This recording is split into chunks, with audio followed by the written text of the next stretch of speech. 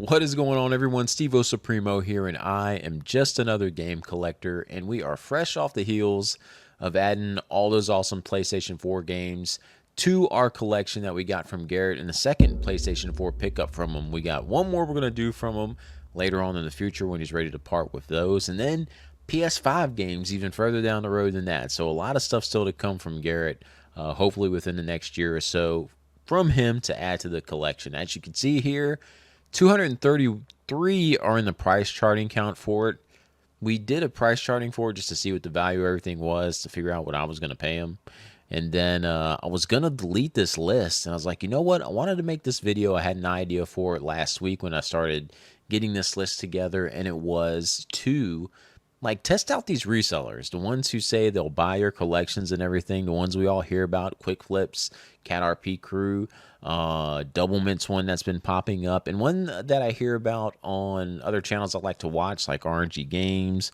I think Retro Wolf has shouted the company out, and JRPG Life, the Goodies app, to see, you know what, if you ever did want to get rid of your collection, is going with these guys like the best way to do it? Could you get more money elsewhere? And what my thoughts on it are, all in the end. But like I said, as you can see here, this whole collection, 231 games actually. One of these is the VR headset and the other one is the system. So 231 games, and this isn't even counting all the guides that I got with it. You throw the guides in here, it's probably another $400+ worth of stuff, but it's valuing the collection on price charting at $5,312. And we all know how price charting is. It's like the go-to for people to want to look up stuff, but it's not the definitive thing on what something could be worth. Because I think it's saying copies of Destiny still sell for like $5. And you know what? No one will even pay you $1 for Destiny. So you can take these kind of values with a grain of salt, but that is kind of the estimate it's giving you.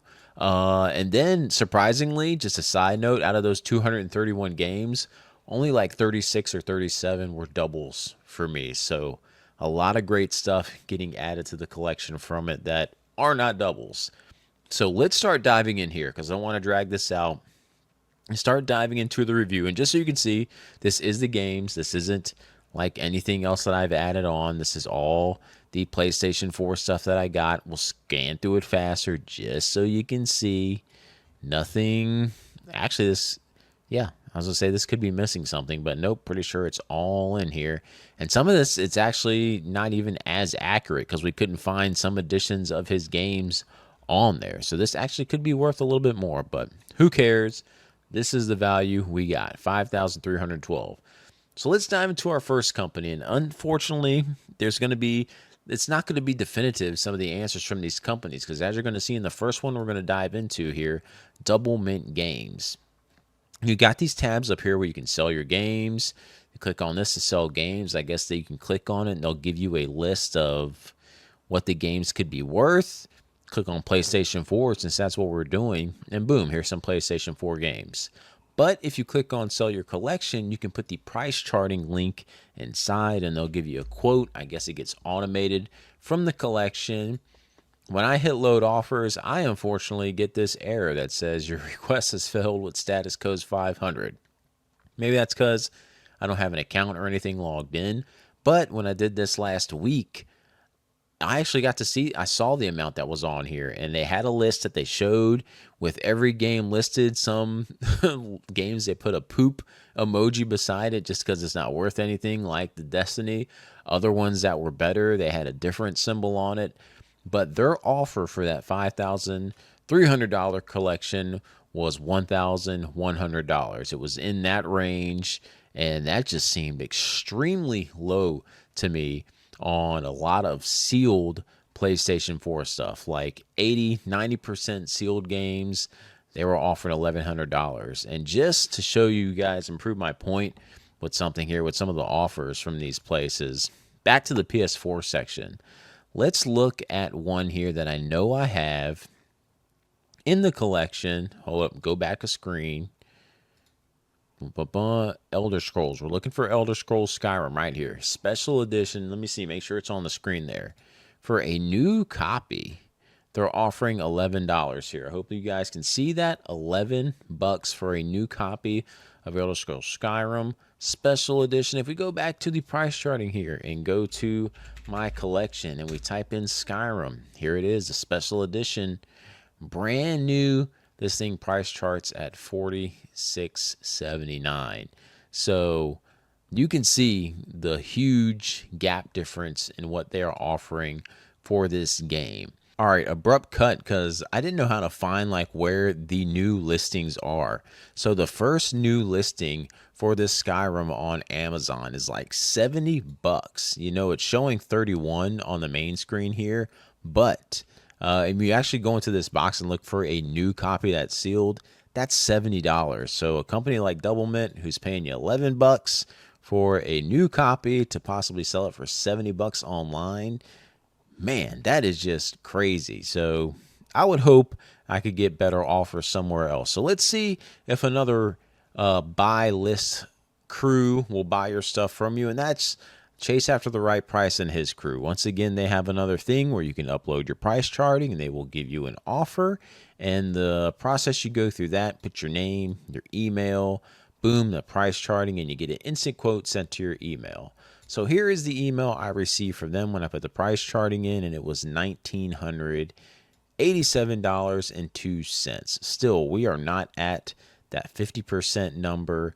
Nowhere close to a number I would be happy with it if I was going to get rid of this whole thing, hypothetically, because I'm keeping all that stuff except for the 37 doubles. But nowhere near what I would want for my collection if I was selling something of that value. So again, let's put to the test this site too. If we can search a game, let's put in Skyrim and see if they have that on their list for the PlayStation 4. They might not. Here we go. Skyrim Special Edition. They won't even buy it new. Couldn't tell you if it's factory sealed. If you guys can see down there, they do have a complete in box that they're offering $7 for, and I believe Double Mint was offering like $10 for a complete in box. So Double Mint's offering more than old Caterpie crew here, but still no offer for new. And they're Amazon sellers too. You'd think they'd want a new one. So again, with the 1900, just not something I would want. So quick flips. Boom, let's look at these guys and show you the process for Phoenix Resale and his crew. Again, your $5,000 collection. I guess you can search up games by title there still, but if you hit submit collection, once again, email. Put your email in. They'll send you a quote. They ask you to send pictures and stuff. Guys, I did this over a week ago, and they still haven't responded to me. I don't know if it's just a big delay, if I should have done it again, or added pictures or something, more pictures, but never got anything from them, any quotes. So unfortunately, quick flips will be inconclusive, or maybe they just didn't want it, but they never replied to me saying that they didn't want it. But once again, let's do the Skyrim test on their page just to see what their offers would be.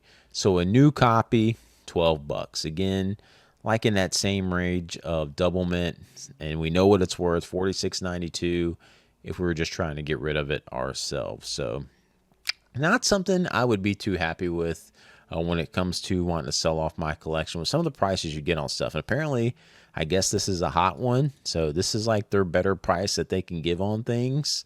So really interesting. The last thing we're going to cover here is the Goodies app, and I'll try to screen capture and screen record the process I went through on there to try to get some value on games, because unfortunately the Goodies app, you can send in your games for trade to get trade credit to other stuff in their store, or you can sell it for cash.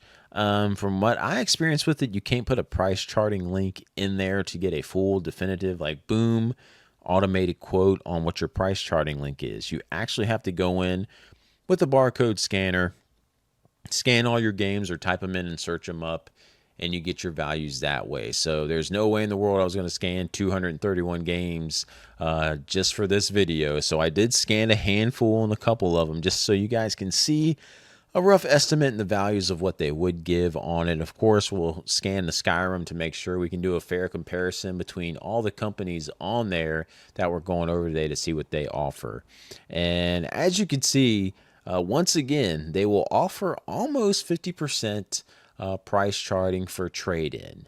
But when it comes to cash, again, that number gets slashed down a lot lower and still nowhere near what I would personally want like a minimum threshold to be at, which I think would be in like that 60 to 70% range. So with that being said, let's zoom in, let's talk one-on-one, and I'll let you guys know the best course of action I would take if you're trying to move a big part of your collection, or maybe you're ready to get rid of all of it altogether. Let's talk about it. All right, so now we're zoomed in one-on-one. Let's talk about what I would do if I had the time. If you have the time to do this, if I was to one day having to get rid of or wanting to get rid of my whole collection, what would be the best way I would do it? Now, I know scenarios are different for each and every person who's watching this video, and there are situations where people might need quick cash for something, where they don't have a savings built up for that $3,000 car repair or home repair. So you do what you got to do. You can utilize these places, try to get that quick money to help you get out of that situation you're in, go to pawn shops and stuff like that. But I believe places like that always, they prey on that desperation. They know you're desperate for this cash and you need to get rid of your stuff, and they're going to take advantage of it. And that's how they keep staying afloat, because there's a lot of desperate people out there who have needs and are getting desperate times. So they have that way out sometimes to get that money they need. It stinks and it hurts to have to. I've had to do it years and years ago myself. Luckily, we're blessed in a position where I never have to go through that again in my life. But there were times in my life where that did happen, and boom, collections would have to go, games would have to go just to kind of help cover things. So I understand people in that situation wholeheartedly. So this is mainly for people who, you know what, you're at the end of your collecting rope.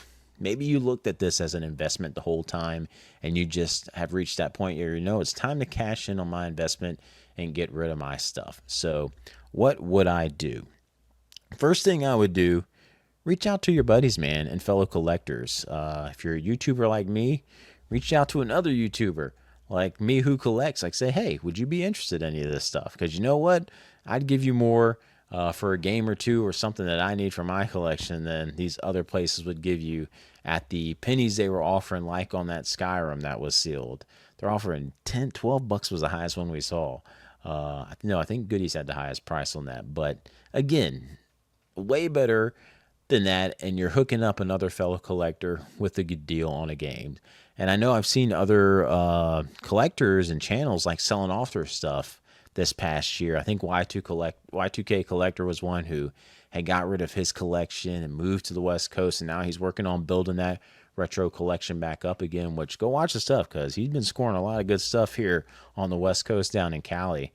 But man, there were so many great games in his collection. I would have loved to add to my collection from the price at the percentage price he probably sold it for to someone else in that bulk buy. And I'm like, man, I wish I could have had the opportunity to add some of that stuff for my collection at, even if it was at like a 70% rate of return that he got on it, would have been awesome.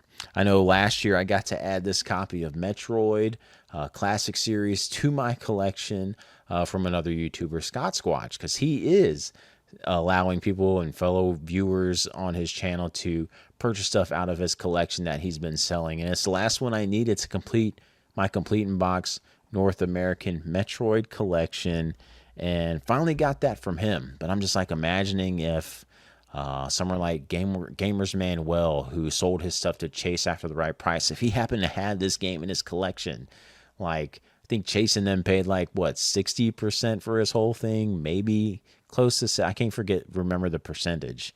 I wish I could have had the chance to pay 60% for this thing. I could have saved a lot of money. But this is a beautiful mint copy that I paid like the retail on. It is like pristine. So I'm very happy with it, Scott. No hate here. I'm loving this copy. But to have the chance to get something at that price just would have been great. So hook up your fellow collectors if you have that chance, and your friends. Secondly, Facebook Marketplace. that can be a quick way to do it and get yourself a better percentage than these other guys. Even if you're doing it in pieces, where you do your 360 collection at one point, maybe your GameCube at another point, you got $10,000 worth of GameCube games, maybe someone will give you 7. So 70% mark on that. You don't have to do any of the work like all these companies are going to use as their excuse to list it online and sell it on whatnot by just standing in the camera and talking. Or you can just put it on Facebook and let someone come over to your house and pick it up. All right, I was going to say lastly, what would I do? But second to last, of course, you could sell on eBay. Anyone can sell on eBay. Just start an account on there. You can list your things and take all the pictures and do all that stuff and hope you don't get returns. Hope you get it shipped out on time. Hope your pictures were good enough so where they don't complain about scratches on the back. Hope you don't get scammed by them wanting to do a return and then send something else back to you. You could go through all that too if you want. I personally don't have time to go through all that. I don't have time in my day to sit there and take pictures of items and get everything listed. Imagine listing like 4,000 games online, how long that would take. Anyways, so what would be the route I would go to? Game convention. If you can, set up at a game convention. You'll get the most bang for your buck, but it's one that takes time, takes preparation and work to really get the most out of it. Because when a game convention normally gets announced and their dates, normally it's months ahead of time where you're able to pre-register and get a table. Then during that time, you should be pricing out all your games within those months.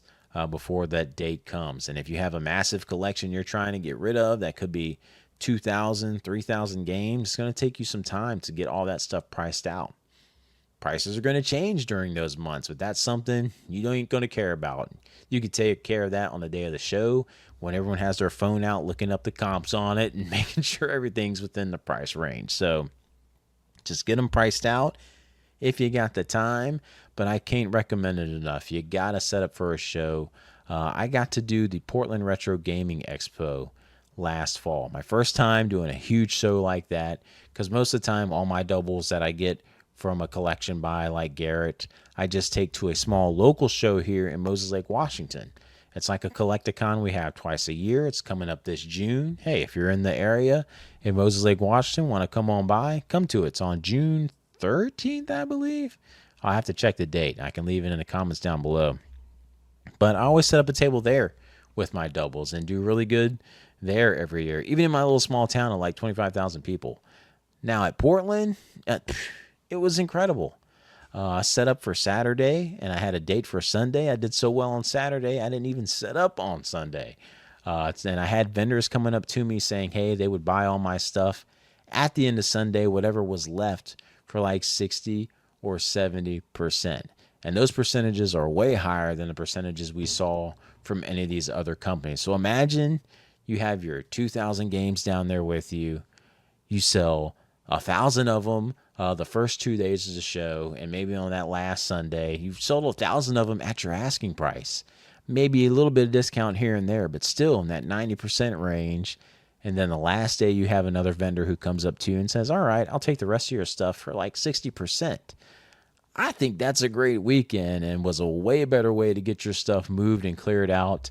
And you're getting a lot more bang for your buck than going through these other companies. But again, it takes work to do it. So if you have the time to be able to price that stuff out, which pricing stuff out can get a little tedious, placing all these little stickers on everything. But if you can do it, and it's a fun experience going and setting up at these shows, meeting all these fellow collectors. And that's the other good thing. You know your games are going to other fellow collectors who are going to appreciate the game, and they're not looking to turn around and flip them to make money or anything. But, of course, the vendors at the end of the show, that's their goal. That's why they're offering you the 60 or 70%. But, hey, if that's all that stuff you're trying to get your collection cleared out, that's a way better percentage you were getting than, like I said, any of these other places. So it's just something to think about. Those kind of options when getting rid of things. And again, I know it's different for everyone, whether you need it fast or whether you have time, but do a convention. It's really the best way you can kind of get the most for all the effort you put in for collecting your games over the year. Why not try to get the most back for it when it's all said and done? So yeah, what would you do? Leave in the comments below if there's something I missed or forgot. Let me know if there's a different way you would get rid of your whole collection or a big giant piece if you needed to. But at the end of the day, like the old school Hodge twins used to say, it's all just advice. And I don't curse, so we got to do this in the PG way or rated G way. But it's all just advice. You can go out there and do whatever the flip you want to do. So, yeah, I'll catch you guys in the next one.